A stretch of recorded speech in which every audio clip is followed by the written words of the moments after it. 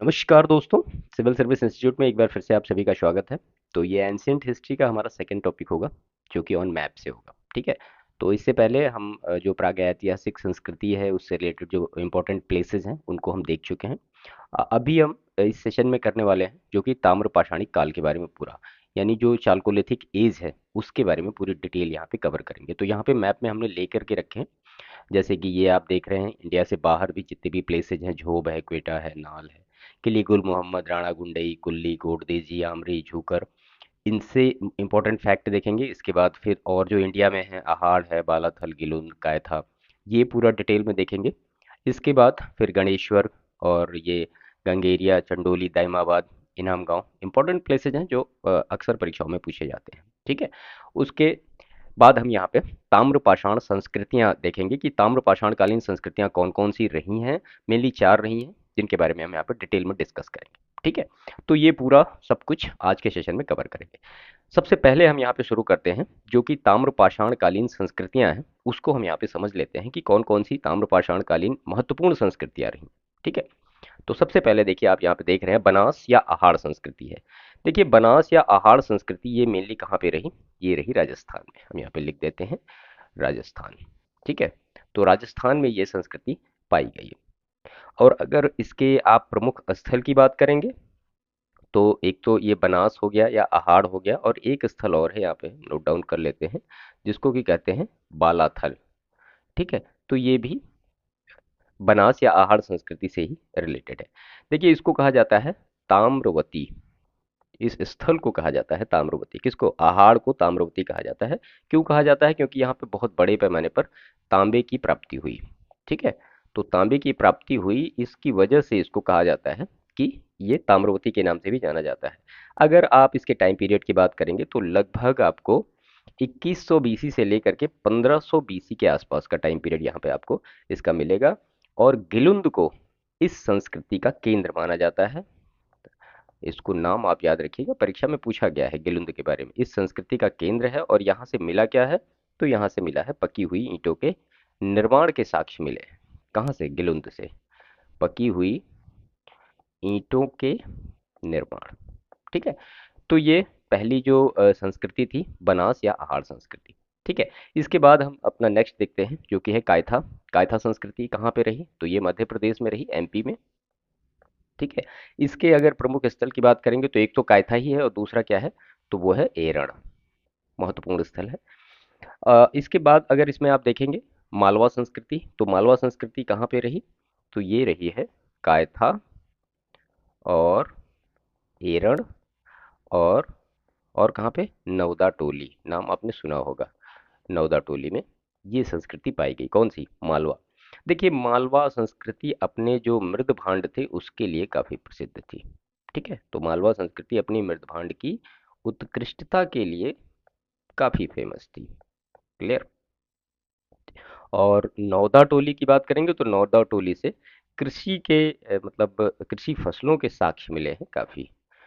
कृषि फसलों के साक्ष्य मिले हैं कहाँ से? नौदा टोली से। तो ये सब महत्वपूर्ण फैक्ट है, बिल्कुल भूलने वाले फैक्ट नहीं है। क्लियर? इसके बाद जो नेक्स्ट संस्कृति है वो है जोरवई संस्कृति, और ये कहाँ पे थी? ये थी महाराष्ट्र में। ठीक है। तो ये संस्कृति महाराष्ट्र में हुई। और इसके अगर प्लेसेस की बात करेंगे तो एक तो जोरवे खुद हो जाएगा, दूसरा है नेवासा। हमने जो पूरा पाषाण कालीन स्थल देखे थे वहाँ भी नेवासा के बारे में देखा था, काफ़ी इंपॉर्टेंट फैक्ट भी देखे थे कि जो एक पत्थर की आटे चक्की के साक्ष्य मिले थे, कहाँ से मिले थे? वो नेवासा से ही मिले थे। उसके बाद जो नेक्स्ट प्लेस है वो है दैमाबाद, और उसके बाद जो नेक्स्ट प्लेस है कहाँ पे? इनाम गांव। ये सारे महाराष्ट्र में ही हैं। ठीक है। देखिए, दायमाबाद की बात करेंगे तो यहाँ से कांसे की वस्तुएं काफ़ी मात्रा में मिली हैं। कांसे की वस्तुएं कहाँ से प्राप्त हुई हैं? तो वो दायमाबाद से प्राप्त हुई हैं। और यहीं से क्या क्या चीज़ें मिली हैं? कुछ पशुओं के चिन्ह भी मिले हैं, जैसे कि है हाथी, और फिर है गैंडा, और उसके बाद है फिर भैंसा, और फिर एक इम्पॉर्टेंट चीज़ जो है वो रथ चलाते हुए मनुष्य की आकृति, जो प्रश्न पूछे गए हैं। रथ चलाते मनुष्य की आकृति मिली है कहाँ से? दायमाबाद से। ठीक है। अभी डिटेल में जब हम मैप में देखेंगे तो और अच्छी तरीके से करेंगे इसको। और इनाम गांव की बात करें तो ये भी ताम्रपाषाण युग की एक मतलब बड़ी बस्ती थी। और ये बस्ती कैसी थी? तो ये बस्ती जो थी ये किलाबंद बस्ती थी। ठीक है, तो ये किलाबंद बस्ती थी और गहरी खाई से मतलब घिरी हुई थी, आप ये कह सकते हैं गहरी खाई से घिरी हुई थी। तो ये कुछ बेसिक जो संस्कृतियां थीं जिसके बारे में हमने यहाँ पे डिस्कस किया, बनास है, कायथा है, मालवा है और जोरवे है, इनके बारे में अच्छी तरीके से आप याद रखिएगा। प्रश्न लगभग इन सब से पूछे जाते हैं कभी कभी। अब हम मैप में सारी चीज़ों को देखते हैं वन बाय वन, कि जो मैप में चीज़ें हैं वो कहाँ कहाँ पे हैं और उनको कैसे कैसे से कवर अप किया जाए। ठीक है, तो सबसे पहले हम पहला जो मैप लेते हैं झोप। ठीक है, देखिए झोप की अगर आप बात करेंगे तो झोप है, एक मिनट, तो झोप जो है, तो यहाँ से बड़ी संख्या में क्या मिला है? तो यहाँ से मिला है मातृ देवी और लिंग चिन्हों की आकृतियां मिली हैं झोप से। मातृ देवी और लिंग चिन्हों की आकृतियां, लिंग चिन्हों की आकृतियां कहाँ से मिली हैं? ये झोप से मिली है। तो इसके बारे में इतना आप याद रखिएगा। ठीक है, इसके बाद फिर क्वेटा है। देखिए ये इंडिया के बाहर के प्लेसेज हैं सब, और पाकिस्तान के लिए मुझे लगता है ये अफगानिस्तान का एरिया है। आप कमेंट करके बताइए कि कहाँ की स्थिति है। ठीक है, इसके बाद जो नेक्स्ट इंपॉर्टेंट चीज़ है वो है राणा गुंडई। राणा गुंडई, यहाँ से क्या मिला है? तो यहाँ के उत्खनन में संस्कृति के 5 चरण पाए गए हैं। ठीक है, तो यहाँ पे 5 चरण में 5 चरण मिले हैं संस्कृतियों के। और ये जो संस्कृति है ये झोब संस्कृति से रिलेटेड है। ठीक है, तो अब मैं यहाँ पे इसको टिक कर देता हूँ, तो आप इसको समझ जाएंगे कि ये झोब जो कल्चर है उससे रिलेटेड है। इसके बाद किली गुल मोहम्मद, ये यहाँ पे आप देख रहे हैं, ये यहाँ पे इसको कर लेते हैं किली गुल मोहम्मद।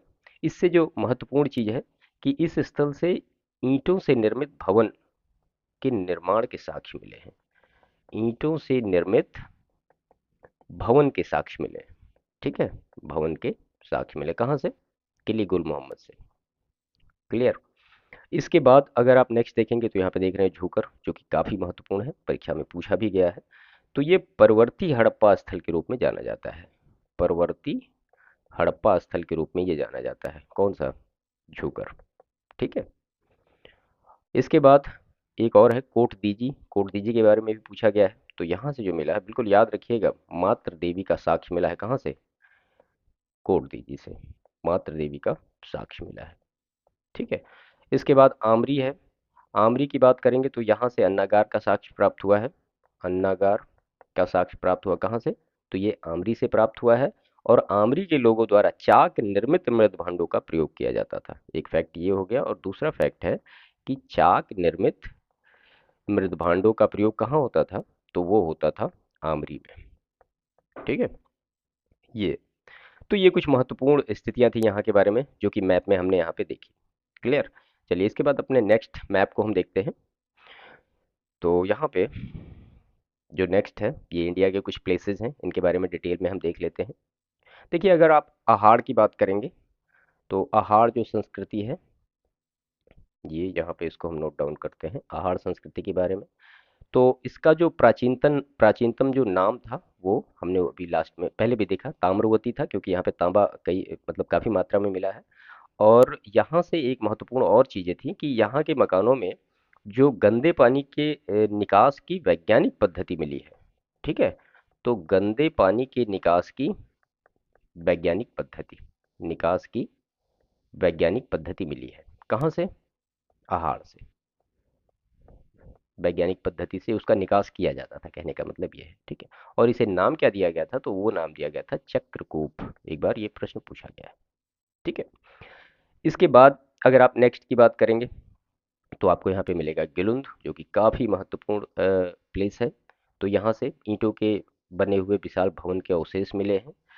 ईंटों से बने विशाल भवन के अवशेष, ईंटों से बने विशाल भवन के अवशेष यहाँ से प्राप्त हुए। देखिए अगर आप प्लेसेस की बात करेंगे तो आपको ये समझ में आ रहा होगा कि आहाड़ है, बालाथल है, गिलुंद ये कहाँ पे? राजस्थान में है। इसके बाद मालवा जो है ये गुजरात में है, जोरवे महाराष्ट्र में, क्योंकि मैप में ये सारी चीजें ड्रा। अब एमपी की बात करेंगे तो कैथा और नौदा टोली कहाँ होगा? तो ये एमपी में होगा।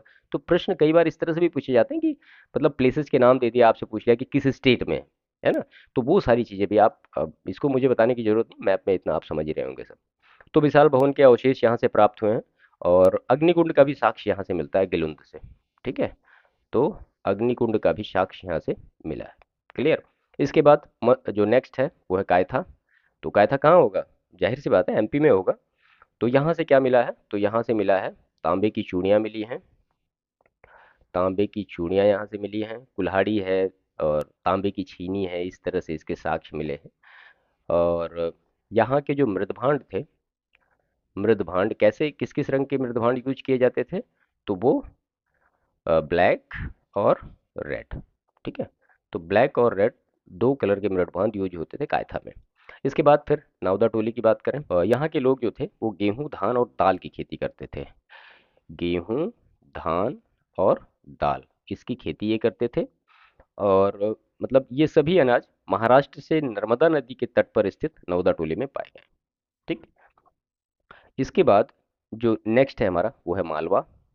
मालवा के बारे में डिटेल यहाँ पे हम देखते हैं। तो मालवा संस्कृति वही अपने मृदभांड, जो कि हमने पहले आपको बताया, तो मृदभांडों के लिए काफ़ी प्रसिद्ध रही है मालवा। और मालवा संस्कृति का प्रसार महाराष्ट्र क्षेत्र में भी है। ठीक है, तो ये गुजरात देख रहे हैं आप यहाँ पे, ये गुजरात है और उसके बाद फिर महाराष्ट्र, मतलब ये सब जो नवदा टोली है। अब नवदा टोली महाराष्ट्र का भी कुछ पार्ट होगा और एमपी का भी कुछ पार्ट होगा, अकॉर्डिंग टू मैप है यहाँ पे हम देख पा रहे हैं। तो ये कुछ महत्वपूर्ण चीज़ें थी यहाँ के लिए जो कि हमने डिस्कस करी। ठीक है, इसके बाद अपना थर्ड मैप हम देखते हैं, जो कि है यहाँ पे चार पांच प्लेसेस हैं जो कि काफ़ी महत्वपूर्ण है। तो सबसे पहले हम देखते हैं दाइमाबाद के बारे में। दाइमाबाद कहाँ होगा? तो जाहिर सी बात है महाराष्ट्र में होगा। और ये पश्चिमी महाराष्ट्र के अहमदनगर जिले में है। क्लियर। और सबसे बड़ा अगर आप ताम्र पाषाणिक स्थल की बात करेंगे भारतीय उपमहाद्वीप का, तो वो दाइमाबाद है। ठीक है, बहुत इंपॉर्टेंट फैक्ट है। सबसे बड़ा ताम्र पाषाणिक स्थल कौन सा है? तो वो है दाइमाबाद। ताम्र पाषाणिक स्थल कहाँ पे, मतलब ओवरऑल देखा जाए तो भारतीय उपमहाद्वीप की मैं बात कर रहा हूँ। यहाँ के लोग काले, सफ़ेद और लाल टाइप के मृदभांड का यूज करते थे। यानी ब्लैक, वाइट और रेड। ठीक है, ये इनकी पॉटरी होती थी जो इसका ये यूज करते थे, मृदभांड। अनाज की खेती करते थे। इनके घर कैसे बने होते थे? वो घास फूस के बने होते थे घर। घास और फूस के घर बने होते थे इस तरह से। और यहीं से मिला है क्या? तांबे का एक रथ, मतलब चलाता हुआ, तांबे का रथ चलाता हुआ मनुष्य मिला है। तांबे का रथ चलाता मनुष्य मिला है कहाँ से? दाइमाबाद से। ठीक है। और अगर जोरवे स्थलों में बात करेंगे तो जो दाइमाबाद है वो सबसे बड़ा स्थल है। क्लियर। इसके बाद अगर आप इनाम गांव की बात करेंगे तो ये भी महाराष्ट्र में है और एक इम्पोर्टेंट प्लेस है। और इसके बारे में हम डिटेल हम देख चुके हैं। खैर, ये भी जोरवे संस्कृति का ही एक स्थल। अब यहाँ से मिला क्या क्या है तो हमारे लिए वो महत्वपूर्ण है। तो यहाँ से कुंभकार है, उसके बाद फिर धातुकार है, उसके बाद फिर हाथी दांत है, और शिल्पी है, चूना बनाने वाले मिट्टी के खिलौने, जो मूर्तियाँ हैं। और चूना बनाने वाले जो, मतलब आप ये कह सकते हैं कि कारीगर के इस तरह से प्रतिमाएं प्राप्त हुई हैं। एक महत्वपूर्ण फैक्ट जो परीक्षा में पूछा जाता है कि नगरीकरण की प्रक्रिया सबसे पहले कहाँ आरंभ हुई? तो सबसे पहले जो नगरीकरण की प्रक्रिया आरंभ हुई वो हुई इनाम गांव से। ठीक है, तो इनाम गांव में नगरीकरण की प्रक्रिया प्रारंभ हो चुकी थी, आप ये कह सकते हैं, प्रारंभ हो चुकी थी। और यहाँ से प्राप्त जो मातृ देवी की मूर्ति है वो पश्चिमी एशिया से प्राप्त मूर्ति के समान ही दिखती है। और एक तांबे का चिमटा भी प्राप्त हुआ है इनाम गांव से, तांबे का चिमटा। क्लियर। इसके बाद फिर गणेश्वर को हम देखते हैं। तो ये कहाँ होगा? अब जाहिर सी बात है आप इतना समझ रहे होंगे, ये राजस्थान का पार्ट होगा गणेश्वर। और यह स्थल जो है राजस्थान की उत्तरी सीमा पर स्थित है। और यहाँ से प्राक हड़प्पीय सभ्यता के अवशेष मिलते हैं। प्राक हड़प्पीय सभ्यता के अवशेष यहाँ से प्राप्त हुए हैं। और गैरिक मृदभांड का भी साक्ष्य यहाँ से मिला है।